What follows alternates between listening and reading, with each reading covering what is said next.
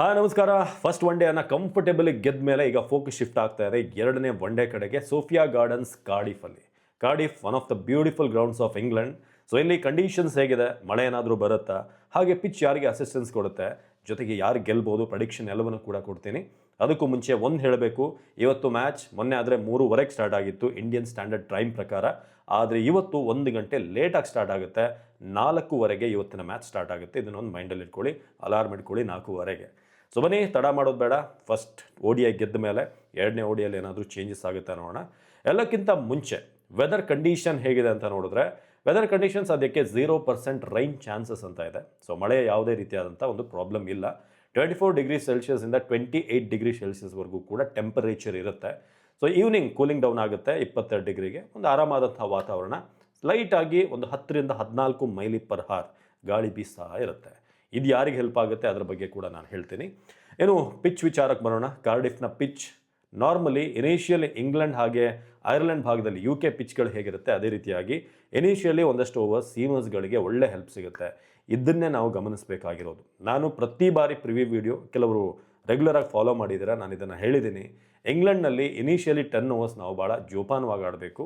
ನಾವು ರೋಹಿತ್ ಶರ್ಮಾ ಔಟ್ ಆಗಿದ್ದು ಕೂಡ ನೋಡಿದ್ವಿ. ಹೇಗೆ ಫ್ರಂಟ್ ಫುಟ್ ಬಂದರೂ ಪ್ರೀ ಡಿಟರ್ಮೆಂಟ್ ಶಾಟ್, ಅದು ಹೋಗಿ ಕ್ಯಾಚ್ ಕೊಡ್ತಾರೆ ಆಲ್ಮೋಸ್ಟ್ ಮಿಡ್ ಆಫಲ್ಲಿ. ಹಾಗೆ ಪ್ಲಂಬ್ LB ಆಗ್ತಾರೆ ವಿರಾಟ್ ಕೊಹ್ಲಿ. ಸೊ ಇದೆರಡೂ ಕೂಡ ರೋಕೋಗೆ ಈ ಫಸ್ಟ್ 10 ಓವರ್ಸ್ ಭಾಳ ರನ್ ಸ್ವಲ್ಪ ಕಡಿಮೆ ಬಂದರೂ ಪರವಾಗಿಲ್ಲ, ಆಮೇಲೆ ಈಸಿ ಟು ಬ್ಯಾಟ್ ಆಗುತ್ತೆ. ನೀವು ಹೇಗೆ ಶ್ರೇಯಸ್ ಅಯ್ಯರ್ ಹಾಗೆ ಶುಭ್ಮನ್ ಗಿಲ್ ಒಂದು ಪಾರ್ಟ್ನರ್ಶಿಪ್ನ ಬಿಲ್ಡ್ ಮಾಡಿದ್ರು, ಬಾಲ್ ಹಳೇದಾಗ್ತಿದ್ದ ಹಾಗೇನೆ ಚೆನ್ನಾಗಿ ಬ್ಯಾಟಿಂಗ್ ಬರುತ್ತೆ. ಪಿಚ್ಚಲ್ಲಿರುವಂಥ ಒಂದು ಅಬ್ಸರ್ವ್ ಮಾಡುವಂಥ ಒಂದು ಇದಿರುತ್ತಲ್ಲ ಪೇಸರ್ಸ್ಗಳಿಗೆ, ಅದು ಡೌನ್ ಆಗ್ತಾ ಹೋಗುತ್ತೆ, ಈಸಿ ಬ್ಯಾಟಿಂಗ್ ಬರೋಕ್ಕೆ ಶುರುವಾಗುತ್ತೆ. ಸೊ ಹಾಗಾಗಿ ಫಸ್ಟ್ 10 to 15 ಓವರ್ಸ್ ಸ್ವಲ್ಪ ತಾಳ್ಮೆ ಇರಲಿ. 50 ರನ್ ಬಂದರೂ ಪರವಾಗಿಲ್ಲ. ಆಮೇಲೆ ಒನ್ಸ್ 15 ಓವರ್ಸ್ ದಾಟಿದ ಮೇಲೆ ಸ್ಪಿನ್ನರ್ಸ್ ಬರ್ತಾರೆ, ಆವಾಗ ನಿಮಗೆ ಆಡೋಕ್ಕೆ ಈಸಿ ಆಗುತ್ತೆ. ಸೊ ಇದನ್ನು ಖಂಡಿತ ಒಂದಷ್ಟು ಹೋಮ್ವರ್ಕ್ ನಮ್ಮ ಟೀಮ್ ಇಂಡಿಯಾದವರು ಕೂಡ ಮಾಡಿರ್ತಾರೆ. ಇನ್ನು ವಿರಾಟ್ ಕೊಹ್ಲಿಗೆ, ರೋಹಿತ್ ಶರ್ಮಾಗೆ ನಮಗೆ ವಿಶೇಷವಾಗಿ ಹೇಳಬೇಕಾಗಿಲ್ಲ. They are the legends. Pitch conditions ಹೇಗೆ ಆಡಬೇಕು ಅನ್ನೋದು ಅವ್ರಿಗೆ ಗೊತ್ತಿರುತ್ತೆ. ಸೊ ಸ್ವಲ್ಪ ಗ್ಯಾಪ್ ಆಗಿರೋದ್ರಿಂದ T20 IPL ಆದಮೇಲೆ ಅಫ್ಘಾನಿಸ್ತಾನ ಒನ್ ಡೇ ಆಡಿದ್ದು. ಸೊ ಮೇ ಬಿ ಆ ಒಂದು ಬ್ರೇಕ್ ಇರೋದ್ರಿಂದ ಅವ್ರಿಗೂ ಒಂದಷ್ಟು ಟೈಮ್ ಬೇಕಾಗುತ್ತೆ ಐಸೈಟ್ ಕರೆಕ್ಟಾಗಿ ಒಂದು ಟಚ್ಚಿಗೆ ಬರೋದಕ್ಕೆ. ಸೊ ಬನ್ನಿ, ಈಗ ಅರ್ಲಿ ಸಿ ಮೂಮೆಂಟ್ ಇರುತ್ತೆ, ಲೈಟ್ ವಿಂಡ್ ಒಂದು ಕಾಂಬಿನೇಷನ್ ನಾನು ಆಗಲೇ ಹೇಳ್ತಾ ಇದ್ದೆ. ಅರ್ಲಿ ಸ್ವಲ್ಪ ಮಾಯಿಶ್ಚರ್ ಇರೋದ್ರಿಂದ ಸ್ವಲ್ಪ ಪಿಚ್ ಅವ್ರಿಗೆ ಹೆಲ್ಪ್ ಆಗ್ಬೋದು ಸೀಮರ್ಸ್ಗಳಿಗೆ. ಹಾಗೆ ಬ್ಯಾಟಿಂಗ್ ಅವರಿಗೆ ಇನಿಷಿಯಲಿ ಸ್ವಲ್ಪ ಕೇರ್ಫುಲ್ ಆಗಿದ್ದರೆ ಅಡ್ವಾಂಟೇಜ್ ಇದೆ ಅಂತ ನಾನು ಆಲ್ರೆಡಿ ಹೇಳಿದ್ದೀನಿ. ಹೈ ಸ್ಕೋರ್ಸ್ ಬರುತ್ತಾ ಅಂತ ನೋಡಿದ್ರೆ ಈ ಪಿಚ್ಚಲ್ಲಿ, ಈ ಪಿಚ್ ವಿಶೇಷವಾಗಿ ನಾವು ಹಿಂದಿನ ಒಂದಷ್ಟು ಮ್ಯಾಚ್ಗಳನ್ನು ನೋಡಿದ್ರೆ ಇದುವರೆಗೆ 33 ಒನ್ ಡೇ ಆಡಿದ್ದಾರೆ ಕಾರ್ಡಿಫಲ್ಲಿ. ಸೊ ಈ 33ರಲ್ಲಿ ಟಾಸ್ ಗೆದ್ದವರು ಅಂದರೆ ಏನು ಆಯ್ಕೆ ಮಾಡಿದ್ದಾರೆ ಹೆಚ್ಚಾಗಿತ್ತು ಅಂದರೆ ಚೇಸಿಂಗನ್ನು ಆಯ್ಕೆ ಮಾಡಿದ್ದಾರೆ. ಇದುವರೆಗೆ 33 ಮ್ಯಾಚಲ್ಲಿ 8 ಮ್ಯಾಚಲ್ಲಿ ಫಸ್ಟ್ ಬ್ಯಾಟಿಂಗ್ ಮಾಡಿದವರು ವಿನ್ ಆಗಿದ್ದಾರೆ. 21 ಮ್ಯಾಚಲ್ಲಿ ಚೇಸಿಂಗ್ ಮಾಡಿದವರು ವಿನ್ ಆಗಿದ್ದಾರೆ. ಹಾಗಾಗಿ ಯಾವುದೇ ಕ್ಯಾಪ್ಟನ್ ಮೇ ಬಿ ಇವತ್ತು ಹ್ಯಾರಿ ಬ್ರೂಕ್ ಅವ್ರ ಶುಭ್ಮನ್ ಗಿಲ್ ಟಾಸ್ ಗೆದ್ದರೆ ಚೇಸಿಂಗ್ ಹೋಗೋದು ಬೆಟರ್, ಹೋಗ್ತಾರೆ ಅಂತ ನಾನು ಅಂದ್ಕೊಂಡಿದ್ದೀನಿ. ಬೇರೆ ಏನಾದರೂ ಮೈಂಡಲ್ಲಿ ಪ್ಲ್ಯಾನ್ಸ್ ಇದ್ದರೆ, ಇವತ್ತಿನ ಕಂಡೀಷನ್ಸ್ ಏನಾದರೂ ಅವ್ರಿಗಿಲ್ಲ, ಒಳ್ಳೆ ಫ್ಲ್ಯಾಟ್ ವಿಕೆಟ್ ಇದೆ, ಒಳ್ಳೆ ರನ್ ಕೊಡೋಣ ಅಂತ ಅನ್ಸಿದ್ರೆ ಮೇ ಬಿ ಅವರು ಬ್ಯಾಟಿಂಗ್ ಹೋಗ್ಬೋದು. ಬಟ್ ಆ ಚಾನ್ಸಸ್ ಕಡಿಮೆ ಅಂತ ಅನಿಸುತ್ತೆ. ಸೊ ಇದುವರೆಗೆ ನಾವು ನೋಡಿದ್ರೆ ಇಲ್ಲಿ ಆವ್ರೇಜ್ ಫಸ್ಟ್ ಇನ್ನಿಂಗ್ಸ್ ಸ್ಕೋರ್ ಅಂತಂದರೆ 223 run. So 223 average first innings score. Second ಇನ್ನಿಂಗ್ಸಲ್ಲಿ 209 ಆವ್ರೇಜ್ ಸ್ಕೋರ್ ಇದೆ.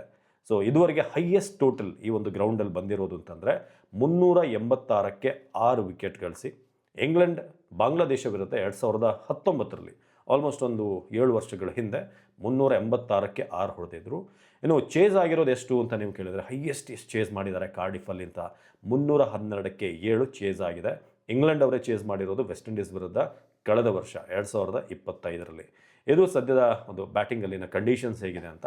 ಹಾಗಂತ ಇಲ್ಲಿ ಪ್ರತಿ ಬಾರಿ ಕೂಡ ನಿಮಗೆ 350 330 ಆ ಥರ ಸ್ಕೋರ್ ಬಂದಿಲ್ಲ.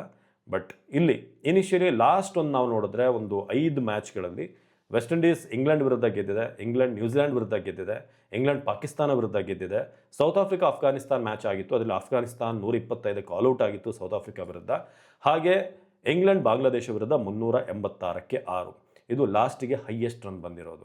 ಸೊ ಓವರಾಲ್ ಪಾರ್ ಸ್ಕೋರ್ ಎಷ್ಟು ಅಂತ ನೀವು ಕೇಳಿದ್ರಲ್ಲಿ 280 ಪಾರ್ ಸ್ಕೋರ್ ಇದೆ. 260ರಿಂದ 280 ಒಂದು ಒಳ್ಳೆ ಕಾಂಪಿಟೇಟಿವ್ ಟೋಟಲ್. ಆದರೆ 300+ ಏನಾದರೂ ಫಸ್ಟ್ ಬ್ಯಾಟಿಂಗ್ ಮಾಡಿ ಗಳಿಸಿದ್ರೆ ಒಂದು ಸ್ಟ್ರಾಂಗ್ ಟೋಟಲ್ ಆಗುತ್ತೆ. ಅದನ್ನು ಚೇಸ್ ಮಾಡೋದು ಇಲ್ಲಿ ಸ್ವಲ್ಪ ಟಫ್ ಆಗುತ್ತೆ. ಆಫ್ಟರ್ 300 ಒಳಗಡೆ ಇದ್ದರೆ ಚೇಸ್ ಮಾಡೋದು ಈಸಿ ಆಗುತ್ತೆ. ಸೊ ಅದಕ್ಕೇ ಟೀಮ್ಸ್ ಪ್ರಿಫರ್ ಚೇಸಿಂಗ್ ಇಲ್ಲಿ. ಬಟ್ ಹಾಗೇ ಫಸ್ಟ್ ಬೌಲಿಂಗ್ ಮಾಡಿದ್ರೆ ಆಪೋಸಿಷನ್ನ ಒಂದು 300ರ ಒಳಗೆ 280 ಆ ಒಂದು ರೇಂಜಲ್ಲಿ ಕಟ್ ಹಾಕಿದ್ರೆ ಚೇಸ್ ಮಾಡೋಕ್ಕೆ ಈಸಿ ಆಗುತ್ತೆ. ನೀವು ಕೂಡ ಲಾಸ್ಟ್ ಮ್ಯಾಚಲ್ಲಿ ಗಮನಿಸಿರ್ಬೋದು, ಚೆನ್ನಾಗಿ ಚೇಸ್ ಹೋಗ್ತಾ ಇತ್ತು. ಆದರೆ ಸೆಂಟ್ರಲ್ ಇದ್ಕಿದ್ದ ಹಾಗೇ ಶ್ರೇಯಸ್ ಅಯ್ಯರ್ ರನ್ಔಟ್ ಆಗ್ತಾರೆ. ಅದ್ರ ಜೊತೆಗೆ ಶುಭ್ಮನ್ ಗಿಲ್ ಇಂಜುರಿ ಆಗ್ತಾರೆ, ಕೆ ಎಲ್ ರಾಹುಲ್ ಔಟ್ ಆಗ್ತಾರೆ. ಸಡನ್ನಾಗಿ ಏನೋ ಒಂದು ಪ್ಯಾನಿಕ್ ಕ್ರಿಯೇಟ್ ಆಯ್ತು ಅಲ್ಲಿ.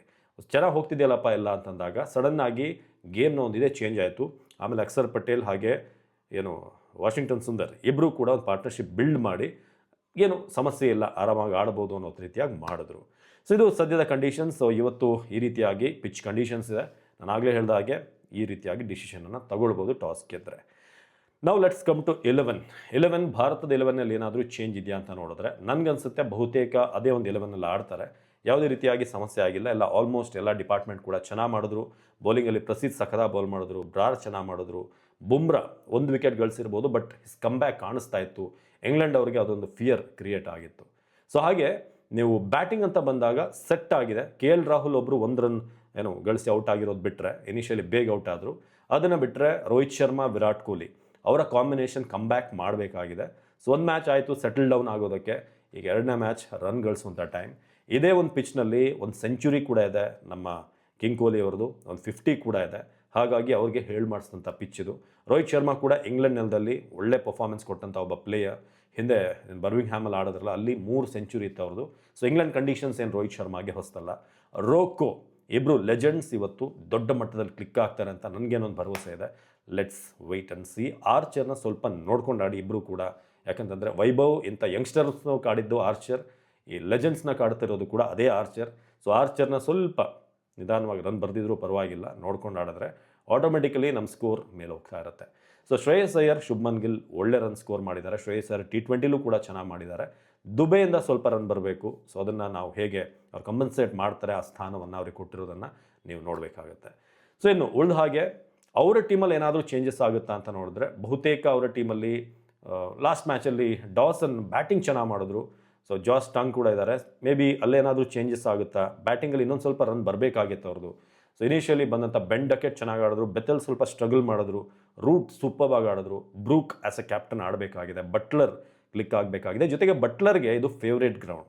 10 ಮ್ಯಾಚಲ್ಲಿ 6 ಹಾಫ್ ಸೆಂಚುರಿ ಇದೆ, 91 ನಾಟ್ಔಟ್ ಅವರ ಹೈಯೆಸ್ಟ್ ಸ್ಕೋರ್ ಈ ಒಂದು ಕಾರ್ಡಿಫಲ್ಲಿ. So Buttler may come good ಇವತ್ತು, ಅವರ ಫೇವ್ರೇಟ್ ಗ್ರೌಂಡ್ ಇದು. ಸ್ಯಾಮ್ ಕರನ್ ಅವ್ರ ಮೇಲೆ ಇರುವಂಥ ಆಲ್ರೌಂಡರ್ ಭರವಸೆ. ಬೌಲಿಂಗ್ ವೈಸ್ ಓಕೆ, ಆದರೆ ಬ್ಯಾಟಿಂಗ್ ವೈಸ್ ಇನ್ನೂ ಕೂಡ ಕ್ಲಿಕ್ ಆಗಬೇಕಾಗಿದೆ. ವಿಲ್ ಜಾಕ್ಸ್ ಕೂಡ ನನಗನ್ಸುತ್ತೆ ಅವರು ಕೂಡ ಸೇಮ್ ಟೀಮ್ ಜೊತೆ ಹೋಗ್ಬೋದು. 1 or 2 ಚೇಂಜಸ್ ಮಾಡ್ತಾರೋ ಏನೋ, but I think they can go with the same team. But 8th ಪ್ಲೇಸಲ್ಲಿ ಇರೋದ್ರಿಂದ ICC ರ್ಯಾಂಕಿಂಗಲ್ಲಿ ಅವ್ರಿಗೂ ಕೂಡ ಯಾವ ಕಾಂಬಿನೇಷನ್ ವರ್ಕ್ ಆಗುತ್ತೆ ಅನ್ನೋದ್ರ ಬಗ್ಗೆ ಕನ್ಫ್ಯೂಷನ್ಸ್ ಇದೆ. ಟ್ರೈ ಮಾಡ್ಬೋದು ಹೊಸಬ್ರನ್ನ. ಸೊ ಓವರಾಲ್ ಈ ರೀತಿಯಾದಂಥ ಒಂದು ಪ್ರಿವ್ಯೂ, ಒಂದು ಮ್ಯಾಚ್ ಫೋರ್ಕಾಸ್ಟನ್ನು ನಿಮಗೆ ಕೊಟ್ಟಿದ್ದೀನಿ. ಸೊ ನಿಮ್ಮ ಪ್ರಕಾರ ಇವತ್ತು ಯಾರ ಕಡೆಯಿಂದ ಒಂದು ದೊಡ್ಡ ಸ್ಕೋರ್ ಬರುತ್ತೆ?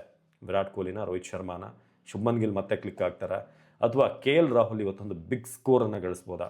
ಇದೆಲ್ಲದರ ಬಗ್ಗೆ ಕೂಡ ನೀವು ಕಮೆಂಟ್ ಮಾಡಿ. ಯಾರು ಗೆಲ್ತಾರೆ, ಏನಾದರೂ ಇಂಗ್ಲೆಂಡ್ ಕಮ್ ಬ್ಯಾಕ್ ಮಾಡುತ್ತಾ ಅನ್ನೋದ್ರ ಬಗ್ಗೆ ಕೂಡ ನಿಮ್ಮ ಕಮೆಂಟ್ ಇರಲಿ. ಇದು ಕಾರ್ಡಿಫ್ನ ಒಂದು ಚಿತ್ರಣ, ನಿಮಗೊಂದು ಕ್ಲಾರಿಟಿ ಈಗ ಮ್ಯಾಚ್ ಬಗ್ಗೆ ಸಿಕ್ಕಿದೆ ಅಂತ ಅಂದ್ಕೊಂಡಿದ್ದೀನಿ. ನೆನಪಿರಲಿ, 4:00 ಮ್ಯಾಚ್ ಸ್ಟಾರ್ಟ್ ಆಗುತ್ತೆ. ನಮಸ್ಕಾರ.